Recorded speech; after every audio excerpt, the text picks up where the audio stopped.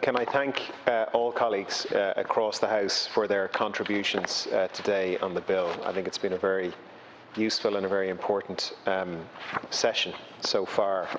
And can I welcome the broad support that has been indicated for the bill and for the extension of time we have before us. I'd like Ceann Comhairle as well to join my colleagues across the House in welcoming Vicky Phelan back from the United States and acknowledging, as I have done before and many of us have here before, the huge work and contribution that she has made on this issue right from the start.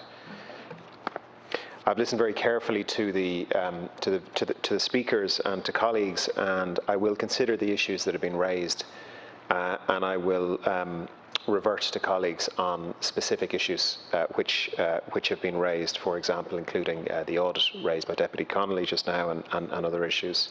And I'd be very glad to update the House on the progress of the Tribunal in as much detail as is useful to the House, or indeed the Health Committee, if that is appropriate. I'd be very happy to do that at a later date.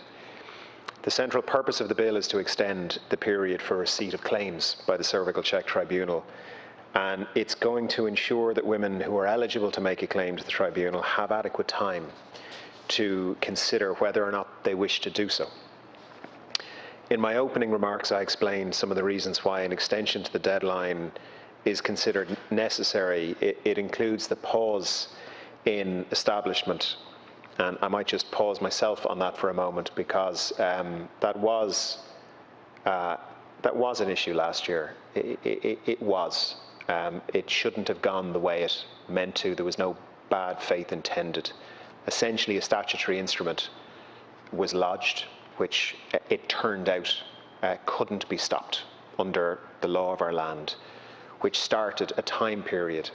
And the moment I found out that it couldn't be stopped, I personally phoned several of the people who've been referenced in the chamber today to say, the statutory instrument is what it is, but I gave a commitment that day that nothing would commence in any meaningful way until there was an awful lot more engagement. And really today's bill is about honouring that commitment, because I gave a commitment to personally that whatever period we needed, that we would extend the time period of the Tribunal by that amount, and indeed the bill today extends it by an amount further than that, because there were then other issues as we discussed, one being the cyber attack and another being the huge disruption, obviously, that was caused by COVID.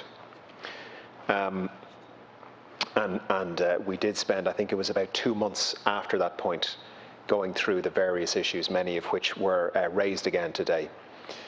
I think it's important to acknowledge, as Justice Meenan did in his report, that the Tribunal, it's not a redress scheme, and I acknowledge that the Tribunal is not exactly what the 2-to-1+ group wanted to be.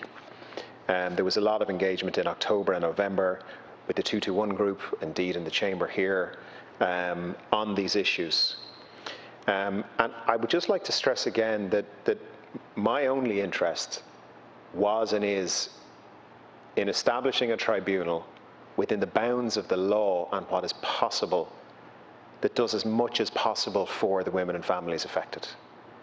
And I think every single member of Dáil Éireann, in the previous Dáil where this came to light and where we passed the bill, and in this Dáil, I don't think there is a member of either House who wouldn't want this to be pushed as far as is possible. And I just want to re-emphasize that. The issue, I looked into the issue in great length, at great length. The department looked into the issue at great length. The Attorney General looked into the issues at great length. Cabinet looked into the issues at great length. This was discussed at several Cabinet meetings, and the questions were asked again and again and again. Can we do more? What about this? Can we do more? Can we push further? Can we do more on recurrence? Can we do more on the statute of limitations? Can we do more on different asks and guarantees that were very reasonably being asked by the 2-to-1+ group? And where we got to and I'm very happy to go into some of the detail because it's important, was we brought it as far as is possible to bring it, partly because of the Constitution. We cannot constitutionally retrospectively change the statute of limitations. We can't do it under our Constitution. So we found another way. We found the next best way, which was to say, and I personally wrote to all of the women and families eligible, to say if you are one of these groups who may be statute barred, there has been engagement, and please lodge your claims, and there's a very reasonable argument you can make as to why you might have missed the High Court deadline. Again, there was a very reasonable argument because of COVID. Another one that was raised again today was one I supported when it came up in the Act. I remember the debate around recurrence.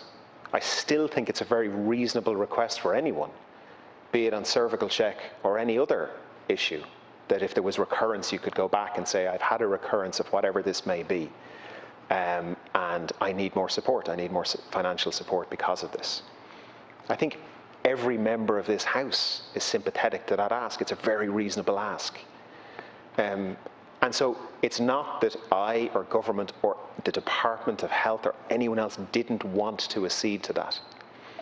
What we were told would happen, I think we all accept, certainly most members of this House would accept, under Justice Meenan's report, that the tribunal is voluntary. For the women, it is voluntary for the labs. We can't legally compel them not to avail of the High Court. And so what would happen if we brought recurrence in? A few things would happen. The first thing that would happen is the labs would walk out the door and they would simply go to the High Court. The High Court, under the law of the land, doesn't do recurrence like that. The way the High Court deals with it and the way the tribunal would deal with it is to factor it into the initial settlement amount.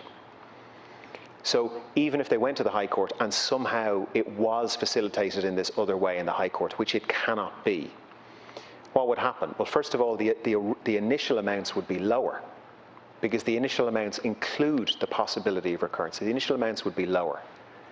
What else would happen? Let's say there was recurrence 3 years later, 4 years later, 5 years later.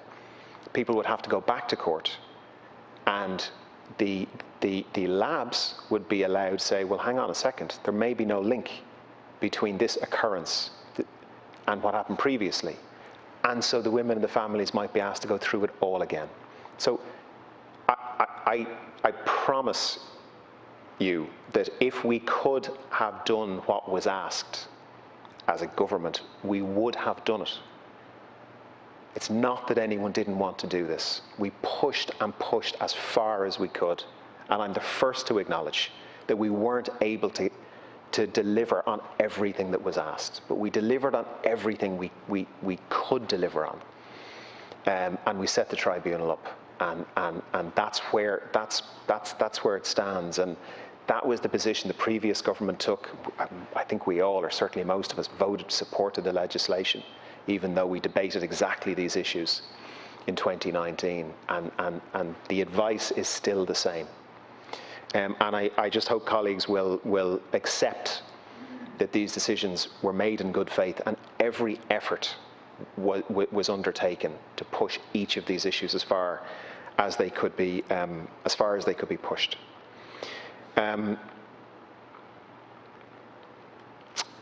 The tribunal has received claims. It is a small number of claims. Obviously, we would like it to be more claims. And what is happening is a lot of people are waiting to see. They're waiting to see what will happen with these initial claims, and they are reserving judgment. And you couldn't blame anyone for doing that. But I know that some of the claims in the courts have been waiting for several years. And while the tribunal provides that a new claim will come to hearing in 30 weeks and a claim transferred from the courts can be heard faster than that again. I know we're moving now, Cian Corla, into committee stage. So can I just thank colleagues again. I would like to just put on the record, I do take issue with comments made by Deputy Murphy with regards to Dr. Houlihan and his motivations. I think they were entirely inaccurate and unfair, and he's not in any position to address those. And I think the Scally report really does deal with those issues, and hopefully those remarks could be withdrawn, but I don't think they were right. And I just want to take issue with them. But can I just thank colleagues? And as I say, I'm very happy to come back. I think colleagues are asking very reasonable questions around the tribunal and details around the tribunal. Very, very happy at the Health Committee or indeed in the chamber here to have that discussion at a later date. Gur Mágat, Ceann Comhairle.